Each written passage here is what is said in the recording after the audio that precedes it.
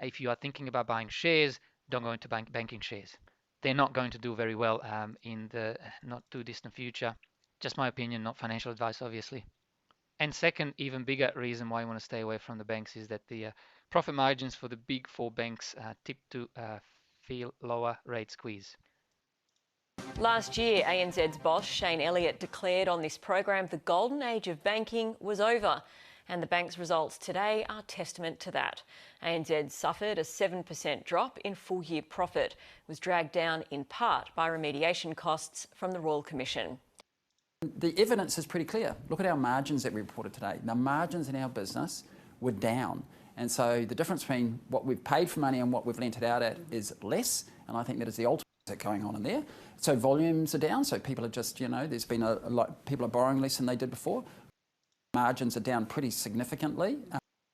Profits plummet and dividends slashed. A bad day at the office for Westpac's boss, turning down a $4 million bonus. Should investors be prepared for profits to continue to fall from here? Well, I can't give any guidance on what's going to happen to earnings in the future. What I can say is clearly the environment is very challenging for banks. No, I haven't all of a sudden gone camera shy.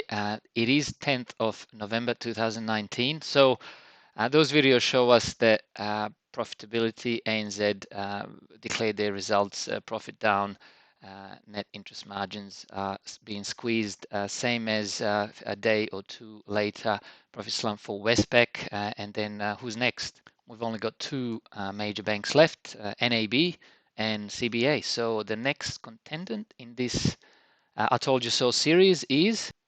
And a shocker of a profit result for NAB, why the bank's boss says the Reserve Bank shouldn't cut interest rates again. We know that it damages our business, but I do think it damages other people as well.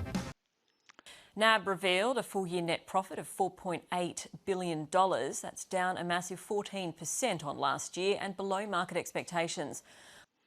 Yes, of course. It's far from not being profitable, far from bad business being in a banking business in Australia. But, profit is $4.8 billion.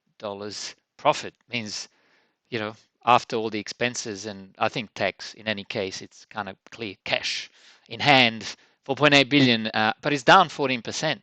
Imagine you went to work tomorrow, exactly the same job, and you got 14% pay cut. Not nice. Not nice for the shareholders. And before you say the hell with shareholders, you are probably one of them through your superannuation fund. I want to comment on one more thing. I think there's a grand plan. Well, I'll tell you what the grand plan is, in my opinion, after this short clip. Well, the boss of the country's fourth largest bank has a message for the Reserve Bank. Phil Chronican says the RBA should hold its fire on any more rate cuts, admitting while it's not good for banks, it's also damaging confidence and not fueling growth. His comments come as the NAB unveiled a profit that's been smashed by legacies from the Royal. You've also said today that monetary policy alone has reached its limits, and we've heard from multiple sources, including the RBA themselves, that the lower rates go, the less and less confident people are. Do you think it would be helpful or unhelpful if we see more cuts from the RBA? I don't think it's helpful. I made the comment earlier today that most of our home loan borrowers don't actually reduce their home loan repayments, so effectively all they're doing is saving the rate reduction. So you'd be encouraging the RBA not to cut again? We know that it damages our business, but I do think it damages other people as well. So the fourth largest bank in Australia, NAB, has just reported the drop in their profitability. And Phil Chronican, the CEO of NAB, says that Reserve Bank Australia shouldn't really be cutting interest rates anymore because it hurts their business and it hurts many other parts of the economy, including the savers. And also it shatters the confidence because people are starting to ask what's wrong. The interest rates have been so low. You're telling us the economy is firing on all cylinders, yet you are cutting interest rate as if you are panicking. So what's going on? So what I think the grand plan is to pretty much sacrifice banks. And before you start saying that how's government going to kill the banks, they're not going to kill the banks completely. they're going to suffer. They're already suffering as far as their profitability because Reserve Bank of Australia is lowering interest rates for two reasons.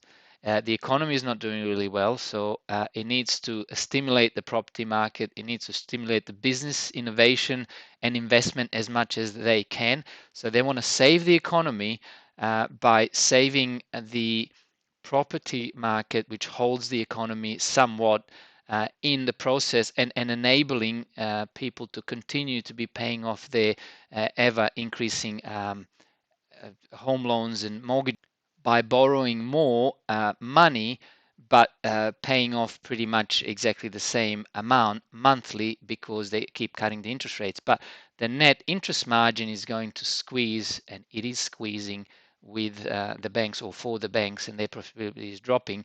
But they're not going to worry about that for now because they can sacrifice the bank profitability, have the bank share prices go down, for which, by the way, who's going to suffer? It's going to be the shareholders, not necessarily the government.